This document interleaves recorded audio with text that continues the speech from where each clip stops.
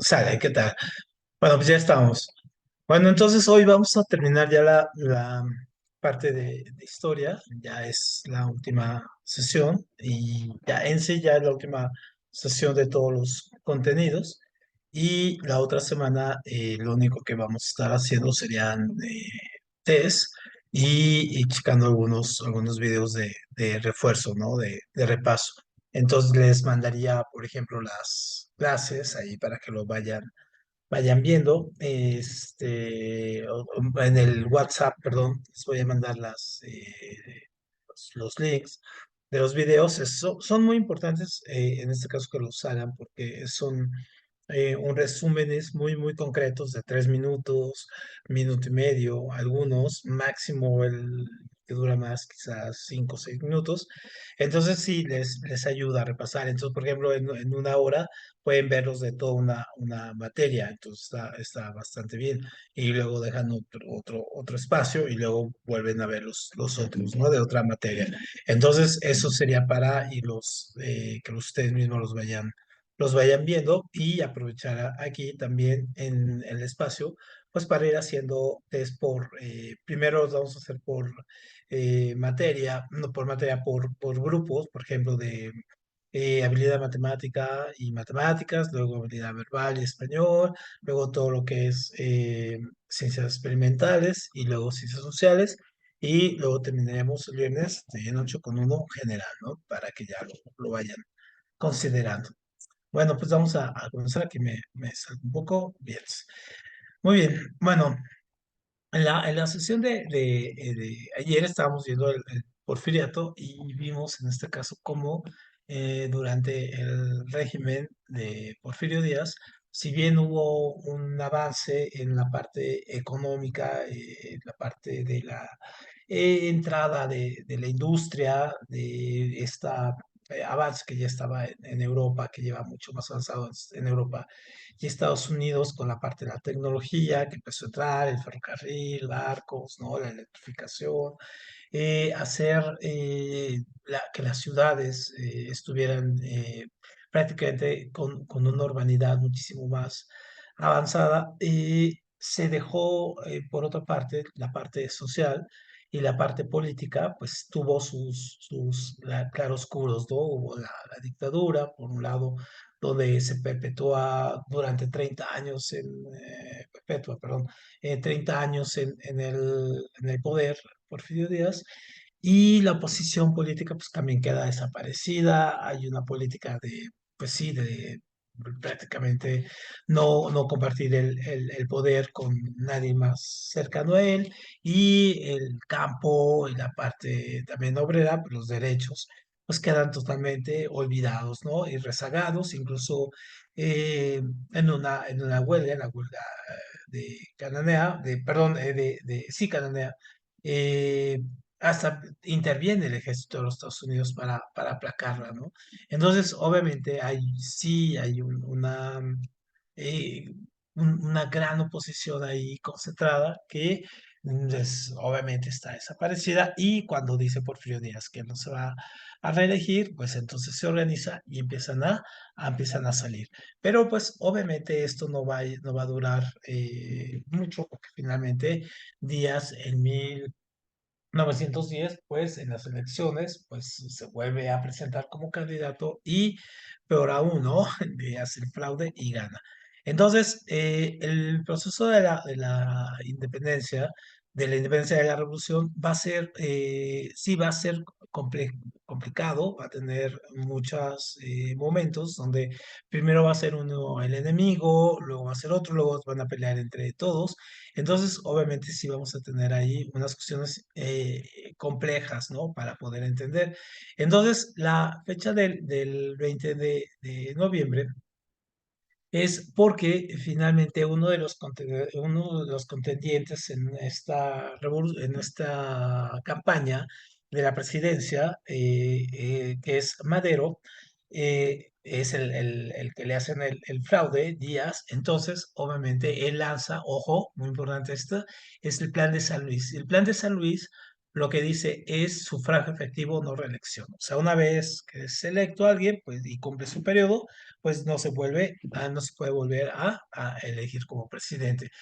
Y en este caso, esto incluso va a quedar ahí en el Congreso, es como el gran concepto de la reelección aquí en México, es prácticamente, perdón, es prácticamente el símbolo, ¿no? Y ahora se han hecho modificaciones y los que se pueden reelegir solamente son los diputados y los senadores o los alcaldes solamente por una ocasión, ¿no? Entonces, esto también es interesante porque el presidente pues no se puede reelegir.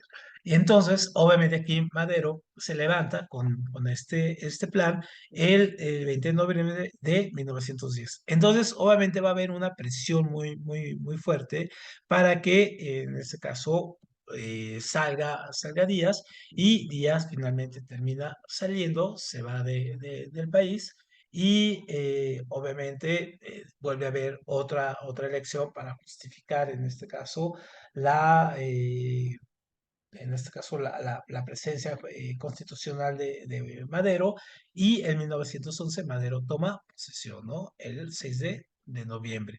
Entonces, una vez que Madero, ¿no? Ya está en el poder, ¿no? Y que se ha ido, en este caso, Porfirio Díaz, se va curiosamente con los tratados de Ciudad Juárez.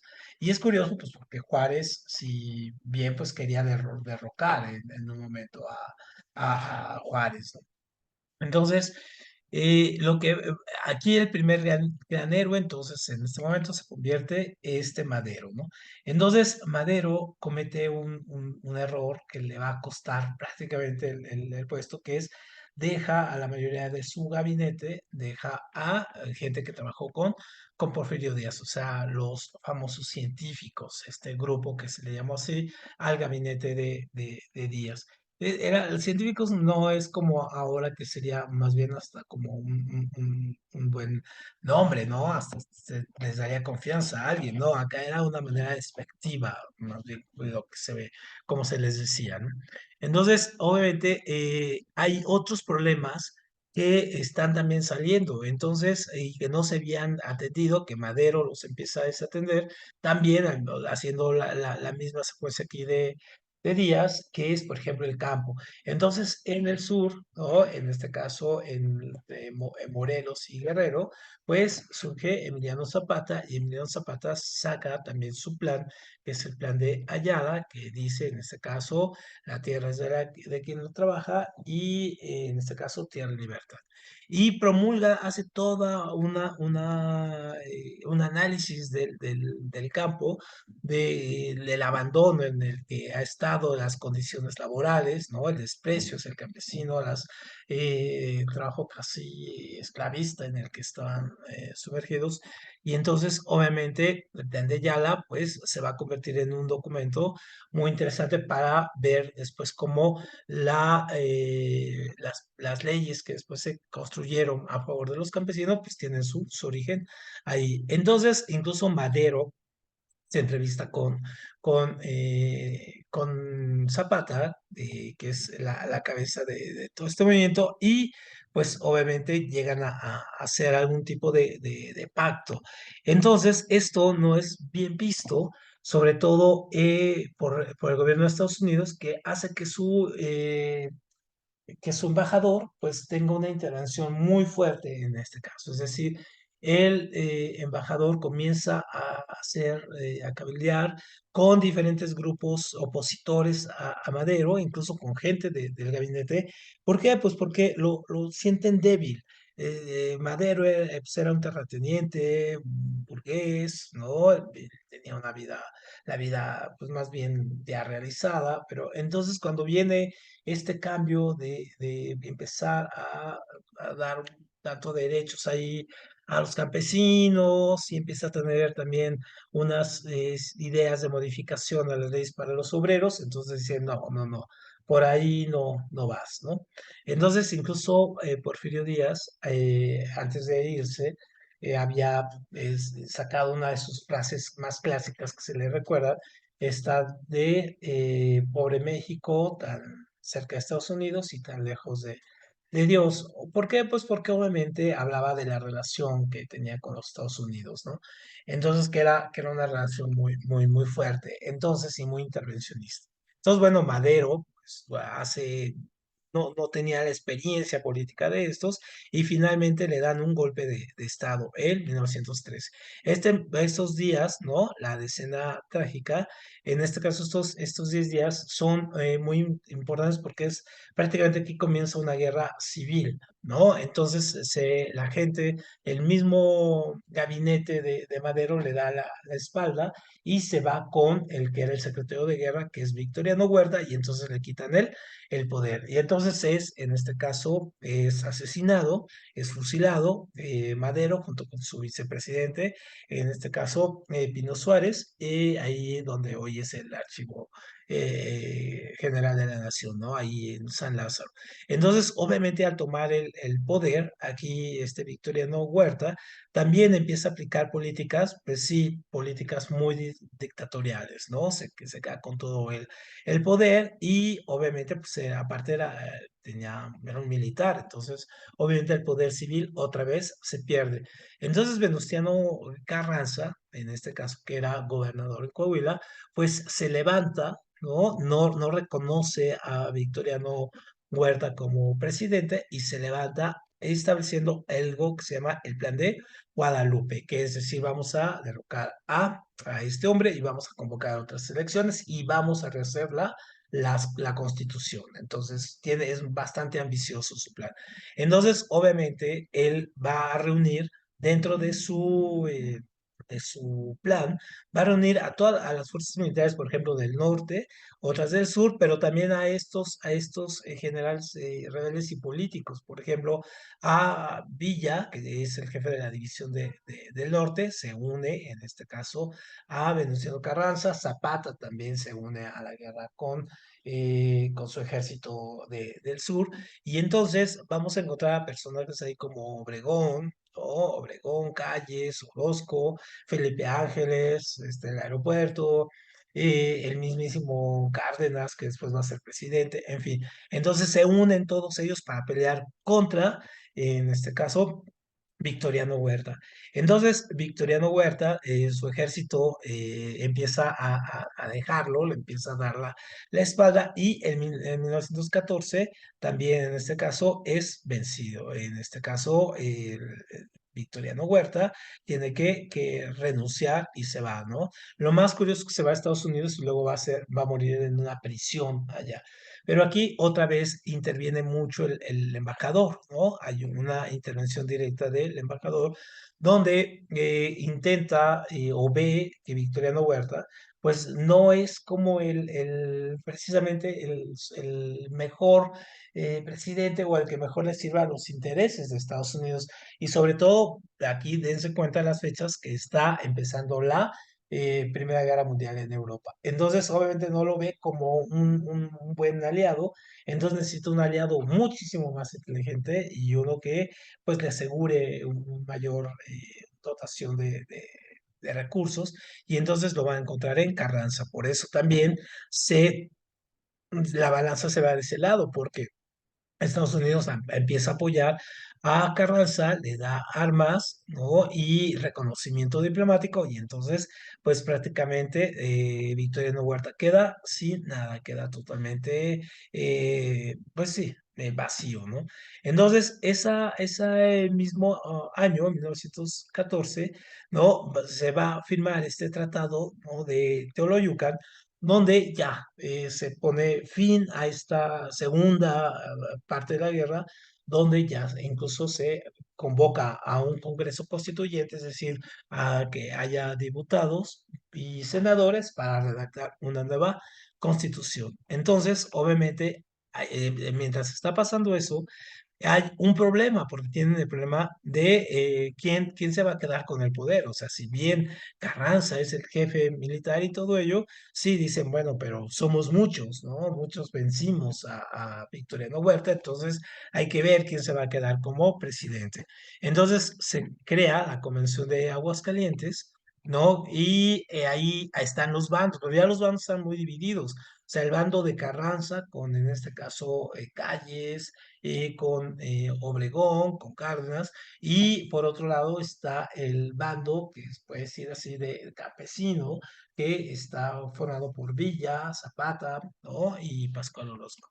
Entonces, obviamente no se van a poner de acuerdo, porque es quién toma el poder. Entonces, empieza una nueva guerra, aunque se nombra en este caso a un presidente, en este caso provisional, que era Eulalio Gutiérrez, pues obviamente empieza una guerra entre ellos con este presidente que está ahí, ¿no? Que está ahí y que es apoyado por Villa. Entonces, finalmente, en 1915 se da una batalla que es una batalla de estas muy importantes, que es la batalla de Aguascalientes y la batalla de Celaya, y finalmente ahí Villa pues es derrotado y también el propio Zapata también son derrotados, ¿no? El Zapata es asesinado en su finca, incluso es traicionado porque le habían prometido que iba a hacer algún tipo de pacto con él y el respetarle los asuntos que él tenía, pues no, lo asesina. Y entonces el 5 de febrero de 1917, pues se proclama, en este caso, la Constitución Política de los Estados Unidos, que es vigente, que es la que tenemos en la actualidad. En este caso, Carranza queda como presidente, ya nadie lo quiere, en este caso, cuestionar, queda como presidente y obviamente él va a tratar de respetar, en este caso, la sucesión y no sé, no piensa ni de lejos en reelegirse. Hola, Leonardo. Y entonces, obviamente, vamos a tener aquí ahorita vamos a quedarnos aquí en ese momento, ahora nos vamos a revisar, vamos a hacer una recapitulación aquí de los planes. ¿Por qué? Porque eso sí se los preguntan en su examen, es interesante.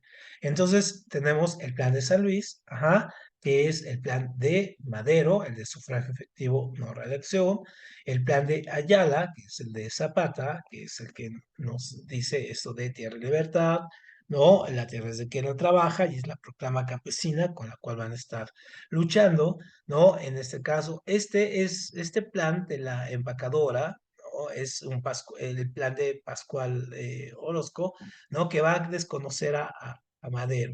Y él tenía una visión muy, muy, muy social y obviamente pues va a tener conflictos, sobre todo con estos grandes generales como Villa y pues finalmente van a acordar tener una agenda en común, ¿no? Cuando Victoriano Huerta toma el poder, entonces dice, bueno, si hay que primero hay ver otras cosas antes de las ideas que estoy proclamando.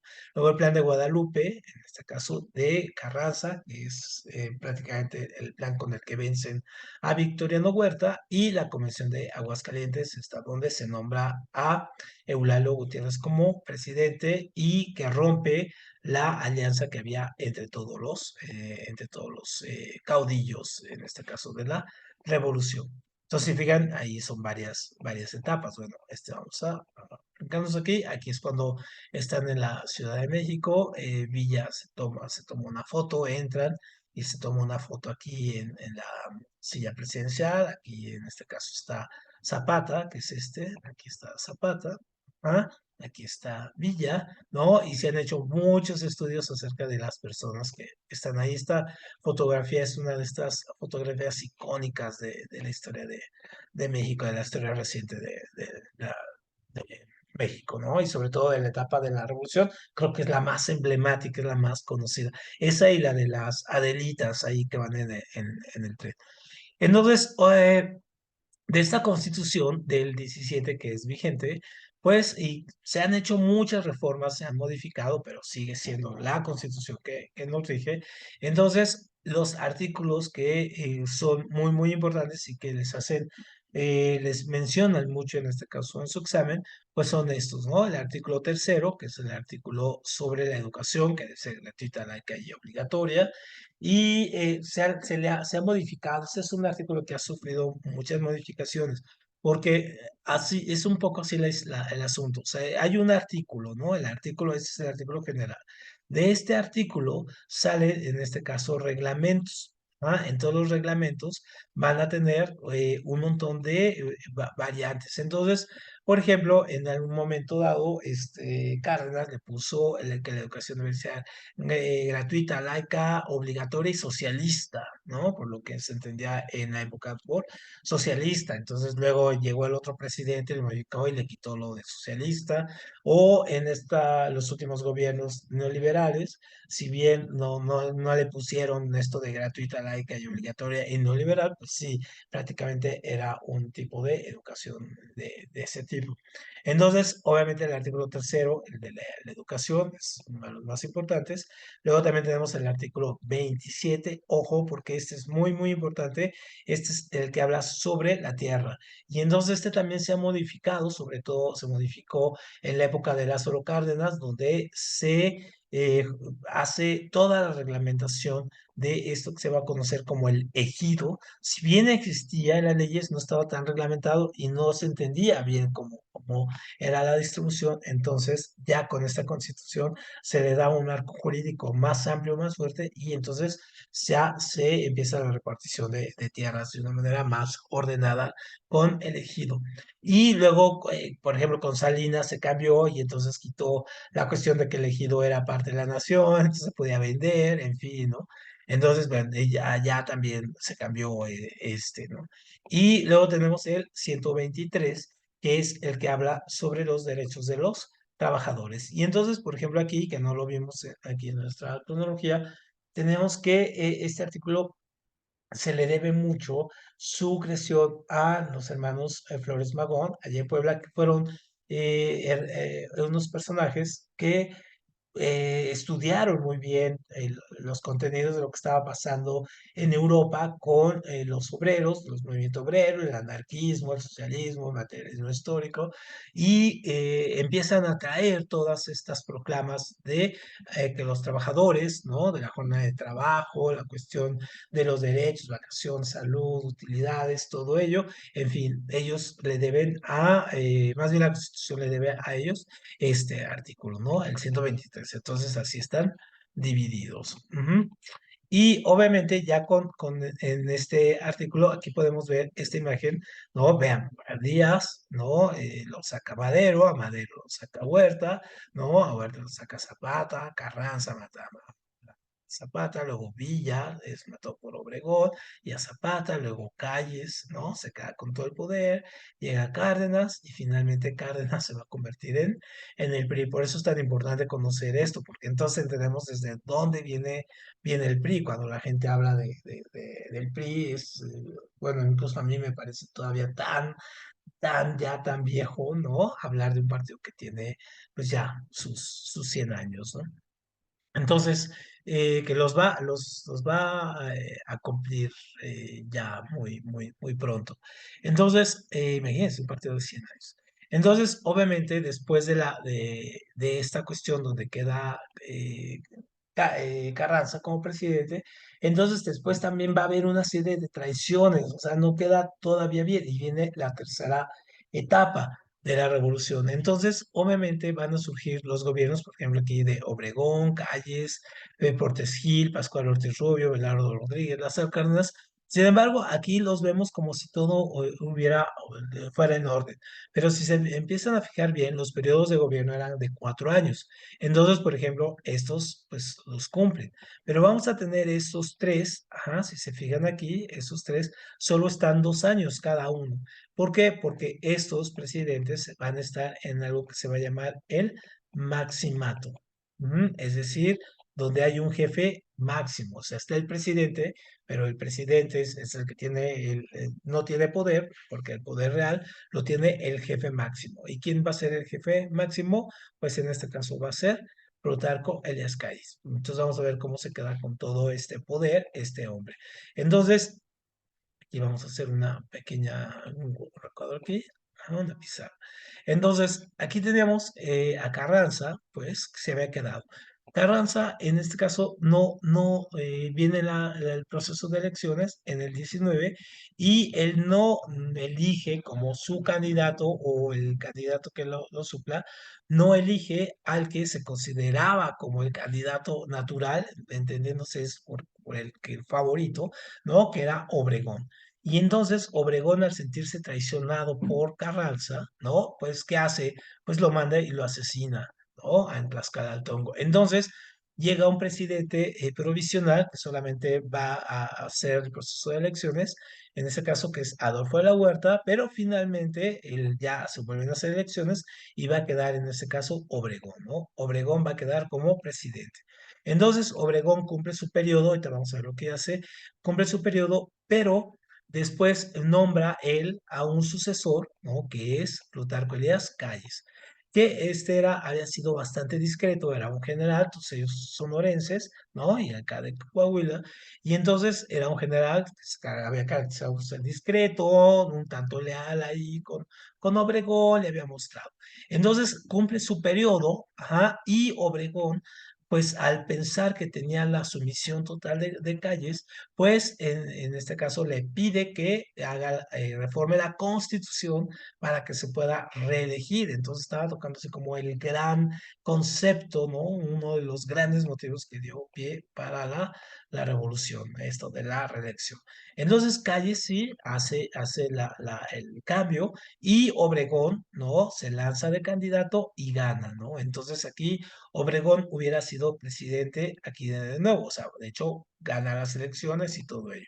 Pero, ¿qué es lo que sucede? Calles en su periodo inicia una guerra que se llama la Guerra Cristera, que es básicamente una guerra contra todos los curas y la religión católica, un poco él tomando el espíritu de Juárez, diciendo que se había relajado desde con Díaz el trato que tenían con la iglesia, y entonces les cierra iglesias, los empieza a perseguir, sobre todo a la gente del Bajío, pues es un movimiento más local, más localizado ahí en el Bajío. Por eso cuando vamos o pensamos en Guanajuato, Querétaro, Aguascalientes, todos estos estados que decimos son muy muchos, pues sí lo son, pues porque efectivamente ahí nace este movimiento cristero, ¿no? Con las iglesias y todo, muy embravecidas. Entonces, uno de estos cristeros, mientras está Obregón en una reunión, pues lo asesina, ¿no? Entonces, asesina a Obregón. Y entonces Calles, pues no se puede nombrar presidente otra vez, porque finalmente, pues también estaría incumpliendo la Constitución y entonces pone, hay condicionales, ¿no? Pone a tres incondicionales. Entonces, primero pone a Portes Gil, ¿no? Luego pone a Pascual Ortiz Rubio y luego pone a Belardo Rodríguez, cada uno de estos por 2 años. Entonces, el primero organiza elecciones, que era Pascual Ortiz Rubio. Pascual Ortiz Rubio no le gusta que esté Calles de atrás de él, entonces renuncia y ponen a Belardo Rodríguez, que hace elecciones. Y entonces aquí Calles dice, bueno, si ya encontré la fórmula, pues que dure más, ¿no? Entonces se cambia la constitución para que los presidentes no duren 4 años, sino que duren 6, ¿no? Inician los sexenios y entonces queda Cárdenas. Y entonces decimos que este es el último eslabón, aquí termina la Revolución Mexicana, porque Cárdenas hace mucha obra social, en este caso, mucha emanada de las proclamas que se pedían en este caso y que dieron origen a la Revolución Mexicana, y finalmente Cárdenas va a terminar echando a Calles, ¿no? A los 2 primeros años, y después ya él se queda con el poder. Y de hecho Cárdenas va a ser algo muy curioso, porque si bien Calles, ¿no? Al final de su periodo, y siendo el jefe máximo, o sea, todo esto es el maximato, siendo el jefe máximo, crea el Partido Nacional Revolucionario, ¿no? El PNR. Y entonces este va a ser el partido que va a ir creando, va dando las candidaturas, que no es otra cosa más que el PRI, ¿no? Entonces este es el PRI que se crea en 1929, ¿no? Y va a ser ahí gobernado por ellos. Entonces, obviamente, ahí Cárdenas, pues es el que le va a poner el nombre ya de PRI, ¿no? El Partido Revolucionario Institucional, y con el que se gobernó durante muchísimos años, ¿no? Muy bien, entonces esa es un poco la cronología ahí de estos asuntos. Ahora, ya de manera muy concreta, ¿qué es lo que se logró hacer? Pues en este caso, vámonos para acá, vámonos con este. Estos no nos interesan tanto, nos interesa más bien estos, ¿no? Álvaro Obregón, ya siendo presidente del 20 al 24. Entonces, él es un presidente, pues ya vimos, va a ser reorganizar el ejército actual que tenemos, tiene su ley y sus reglamentos basados en lo que hace Álvaro Obregón y fundamental, algo que les preguntan mucho, mucho, mucho en el examen. Él es el que organiza la SEP, ¿no? La Secretaría de Educación Pública. Entonces, él es el creador de esta oficina y va a tener en este caso como primer secretario a José Vasconcelos, que después también fue rector de la Universidad Nacional de México, bueno, de la UNAM, ¿no? En 29 le van a dar la autonomía y va a ser en este caso el que crea el lema incluso de la universidad, ¿no? Por mi raza, la del espíritu, pues él va a ser Vasconcelos, el creador en este caso o el primer secretario de la SEP. Entonces, este es ahí como una cuestión interesante. Este personaje Vasconcelos es muy interesante, ¿no? Tiene muchas cosas. Entonces, Obregón, en este caso, pues, vean si tiene así toda la facha, no tenía una mano, ¿no? Ahí en un parque que está en San Ángel, que se llama La Bombilla, se cuenta que ahí está su mano también enterrada con él, ¿no? Entonces, en esta época de estos presidentes de Obregón, Calles y todo, va a empezar un movimiento muy importante, ojo porque esto también se nos preguntan mucho, mucho en su examen, que es el muralismo mexicano. ¿Por qué? Porque hay eh, una, mm, eh, una idea de reinventar, en este caso, la historia. Entonces, en este caso, se contrata, o se hace toda una revisión de la historia de México, se escriben muchos libros, muchos intelectuales trabajan en ello, y en la cuestión del arte, en este caso, Diego Rivera, Orozco, Siqueiros, van a empezar a trabajar sus murales siempre con esta temática de la revolución, del campesino, del obrero, de la nueva era que había, en este caso ya había terminado la Primera Guerra Mundial, ya se estaba gestando la Segunda, ya había movimientos, por ejemplo, ya existía la Unión Soviética, ya se daba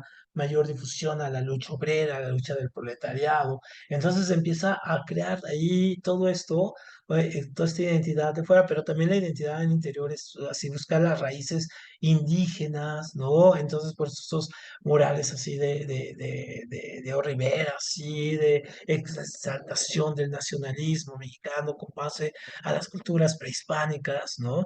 Entonces, obviamente está en búsqueda de una identidad. Y esto tuvo mucho que ver José Vasconcelos para hacer esto, ¿no? Digamos que fue el gran, gran ideólogo ahí atrás de ello. Entonces, aquí, vamos, esto es lo que nos importa, el maximato.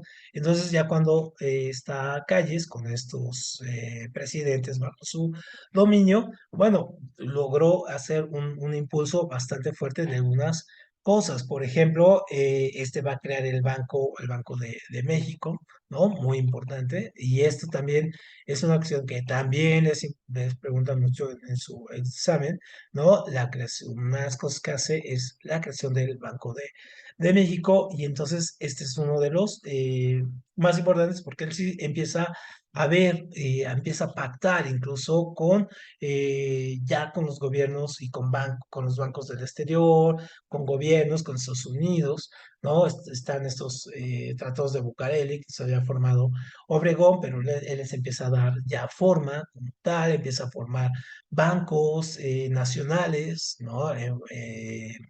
Funda el Banco del Crédito Agrícola, ¿no? Le pone mucho énfasis a la parte agrícola, aunque no tanto como después lo va a hacer en este caso, Cárdenas, ¿no? Y con él va a empezar, por ejemplo, la entrada del teléfono. ¿no? Con él va a entrar las primeras líneas telefónicas ahí, ¿no? Y entonces, obviamente, él va a ser uno de los grandes precursores ahí de la llamada modernidad después. Entonces, obviamente, bueno, eso es lo de la guerra cristera. Entonces, vamos a tener a estos tres presidentes, Portes Gil, Pascual Rubio, Bernardo Rodríguez, ahí en este caso bajo su dominio. Entonces, ojo, porque estos son los que les preguntan también mucho en su examen. Y algo muy importante, en el gobierno aquí de Portes Gil pasan dos cosas. Primero, se crea el PRI, ojo, porque se nos pregunta, se crea el PRI y se le da la autonomía a la universidad. Entonces es cuando se crea ya la UNAM.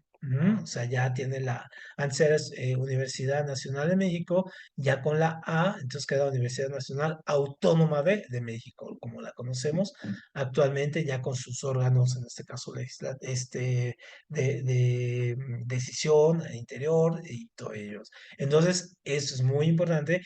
La pregunta puede ser a veces un poco difícil, porque les ponen bajo qué gobierno se creó, en este caso, el PRI y la UNAM. Entonces es el de Emilio Portes Gil. Y la otra pregunta es, ¿quién fundó, en este caso, el PRI? Entonces, el fundó fue Emilio Calles, ¿no?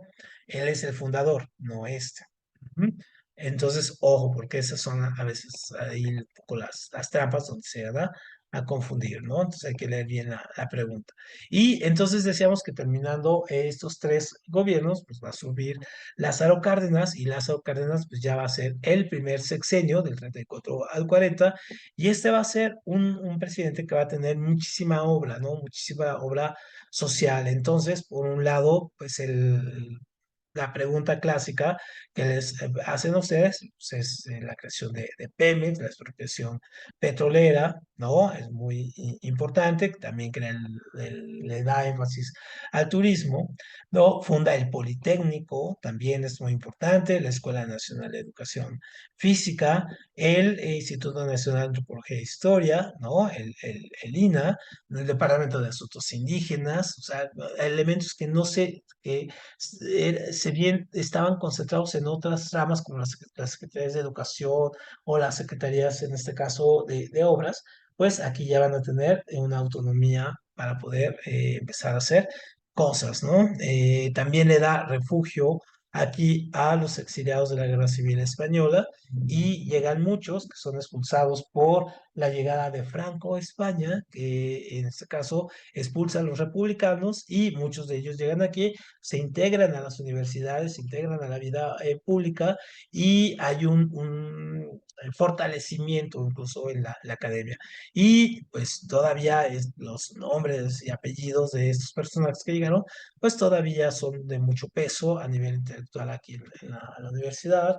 Y hay las escuelas que se fundaron, el Colegio de México, en fin, son instituciones que todavía están ahí, que vienen de esta época, ¿no? Y él es el que hace esta cuestión él es el que hace la primera mudanza de donde vivían los presidentes, porque los presidentes vivían ahí en el castillo de Chapultepec, y entonces él manda hacer una residencia en Los Pinos, ahí mismo dentro de Chapultepec, que ahora la pueden visitar, es gratis, es muy padre, aparte pues, se pueden pasar un buen rato ahí en el pasto, hacer incluso hasta un picnic y todo, y ver cómo vivían los presidentes con el lujo y las cosas que tenían, ¿no? Y hacen espectáculos y hacen muchas cosas ahí muy padres. Y se puede entrar y de ahí hay un puente que los puede conectar a la parte donde están los lagos. O sea, es muy padre. Ojalá un día vayan allá a los Pinos. Y entonces, y ya ven que ahora este gobierno pues ya cerró Los Pinos, entonces, bueno, como sede del poder presidencial, y ahora está en Palacio Nacional. No sé si alguien algún día lo va a quitar y va a regresar a Los Pinos o se va a ir al castillo, no sé. Entonces, obviamente, ahí Cárdenas, pues por eso va a ser un periodo bastante reconocido. Y después de Cárdenas va a subir Manuel Ávila Camacho, él sigue siendo militar del 40 al 46. En ese caso ya está la guerra, ¿no? Ya está la guerra, a Cárdenas le toca 2 años un año de guerra, pero al que le toca toda la guerra, pues a esa Manuel Ávila Camacho, y Ávila Camacho instaura en este caso un modelo donde empieza a surtir, se vuelve un gran surtidor de materia prima y de recursos, incluso de mano de obra a los Estados Unidos, ¿no? Se crea este pacto que se conoce como los braceros, es decir, trabajadores que se van a Estados Unidos a trabajar. ¿Y pues, por qué braceros? Pues viene de brazos, ¿no? Se necesitaban brazos ahí para poder, en este caso, trabajar, ¿no? Que no lo sabía. Estaban en el ejército, entonces las mujeres y los trabajadores mexicanos fueron los que sacaron adelante a la economía norteamericana en este caso, en este periodo de guerra. Entonces, obviamente, este presidente, Ávila Camacho, pues va a ser un político más cargado, no tan cargado a lo social como Lázaro Cárdenas, si bien le toca el periodo de guerra, pero se va más hacia el lado más, digamos, más no quiero decir derecha, pero sí más de la parte económica, de hacer otro tipo de estrategias a nivel internacional, ¿no? Empieza a introducir mucho capital extranjero, empieza a entrar mucho ahí, ¿no? Pero, pues, por ejemplo, uno se da cuenta cuando cambia su filiación política porque inmediatamente quita eso del artículo tercero de la educación socialista. Dice, yo no me declaro socialista, entonces, pues yo no le entro por ahí, ¿no? Y aparte, pues es un gran apoyador de los Estados Unidos en la guerra. Y después de estos, ya vamos a terminar, va a llegar en ese caso Miguel Alemán, ¿no? Que es su presidente, que hasta la fecha tiene sus hijos y sus nietos, están muy metidos en la política, en este caso su nieto es el dueño de lo que era Interjet, esta línea aérea que ya dejó de existir, o bueno, que está sí, ya prácticamente extinta, y que fue muy importante, entonces, y que fueron ellos dueños de la televisión, incluso de Televisa en sus inicios, y entonces ellos son los que empiezan a dejar que entre muchísimo la parte eh, pues, el capital, el gran capital, empieza a entrar, y sobre todo porque él ya no es militar, ¿no? En este caso, él ya es un presidente de corte totalmente civil. Y luego tenemos a Adolfo Ruiz Cortines, que con él comienza un periodo que es de la economía que se llama desarrollo estabilizador. ¿Por qué? Porque aquí comienza la economía a crecer invariablemente, crece entre el 6 y el 7% anual, es decir, es mucho, y empieza a crecer, el dólar se mantiene a un precio estable, ¿no? 12.50, y obviamente la economía ahí pues es muchísimo, o sea, crece, se crean algunas secretarías para que pues obviamente empiecen a distribuir lo que se está generando. Y aparte hay un periodo de bonanza, siempre que hay un periodo de guerra así muy fuerte, luego viene un periodo de bonanza fuerte, entonces a este le toca, ¿no? Este periodo, digamos que es el periodo que le toca muy fuerte, pero al que realmente le impacta toda la bonanza, pues es a este, ¿no? López Mateos en el 58 al 64. Entonces ahí estaba el proceso de plena Guerra Fría entre los Estados Unidos y la Unión Soviética, entonces él sabe aprovechar esa, digamos, esa variable, y pues nacionaliza la industria eléctrica, ¿no? Muy parecido al proceso de la nacionalización del petróleo por Cárdenas, y empieza a crear, por ejemplo, estos organismos como el ISSSTE, ¿no? Para darle seguridad social a los trabajadores del Estado. Y entonces, obviamente, después aquí ya se va a ir acabando esto, ¿no? Pues porque también el mundo empieza a cambiar, ya hay una correlación de fuerzas, se da un movimiento generalizado en los 60 con respecto a la cuestión de los derechos civiles, la cuestión de libertades, hay un movimientos de revolucionarios en los países comunistas, Estados Unidos se vuelve un polvorín, Europa están las ideas existencialistas, en fin, ¿no? Entonces le toca a este hombre lidiar con ello aquí en México, y él hace, por una cosa positiva, es que firma este acuerdo de Tlatelolco, donde se proscriben las armas nucleares en América Latina, es decir, no puede haber armas nucleares en América Latina, y al mismo tiempo le toca la matanza del 68. ¿no? O sea, de agarrar y mandar al ejército, o es muy venturado decir esto, pero se crea toda una conspiración que resulta en la matanza de estudiantes y de civiles en la plaza de Tlatelolco, ¿no? Y le toca pues también la cuestión de los Juegos Olímpicos. Y luego vamos a tener esos presidentes como Luis Echeverría y López Portillo, que tienen lo que se llama desarrollo compartido, es decir, que la economía la comparte entre el Estado y la iniciativa privada y que no es tan mala idea porque eso se llevó a cabo en el New Deal, pero aquí estos presidentes tienen una gran falla, son hiper corruptos. Entonces todo lo que se gana se pierde, ¿no? Se gana mucho y se pierde. Y luego vamos a llegar ya finalmente a los gobiernos neoliberales. ¿Qué significa neoliberal? Significa que el Estado cede sus funciones a la iniciativa privada. Es decir, educación, seguridad, ¿no? Educación, todo ello, procuración de alimentos, todo ello se lo deja a la iniciativa privada. Entonces, las escuelas públicas se ven disminuidas y crecen las escuelas privadas, los hospitales públicos son disminuidos y crecen terriblemente los hospitales privados, pues ustedes lo ven, cantidad de hospitales privados que hay. Entonces, obviamente, la etapa neoliberal va a venir con Miguel de la Madrid, con Salinas de Gortari, que es es el pináculo del neoliberalismo, con Cedillo, que va a ser el que le va a tocar lidiar con toda la cuestión de lo que se hizo mal en el neoliberalismo, y con él terminan los gobiernos del PRI en su primera etapa, y después van a llegar los gobiernos de la alternancia panista, ¿no? Que es Fox y que es Calderón, y después va a regresar en este caso el PRI con Peña Nieto. Y con Peña Nieto pues se hacen reformas, se le conoce como el presidente reformador, entre comillas, o sea, un poco como de sátira, pues porque sus reformas son extremadamente liberales, pero pues él es un presidente extremadamente corrupto y ahora lo vemos, ¿no? Con todos los escándalos que han salido.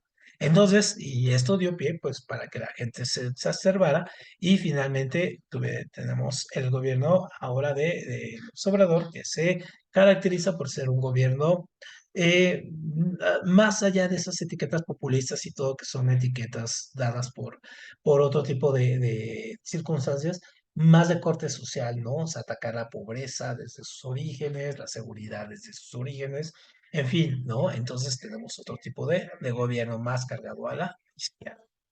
Muy bien, pues entonces con esto terminamos nuestra parte de Historia de México. Entonces nos vemos el lunes, ya el lunes para empezar a trabajar los test. Entonces acuérdense que el lunes es matemáticas y habilidad, martes español y habilidad verbal, miércoles ciencias experimentales, jueves ciencias sociales y viernes examen general. ¿Sale? Muy bien, pues nos vemos entonces y gracias a todos. Tengan buen fin de semana. Igual, Gracias, profe, hasta hasta luego. Hasta luego, bye bye.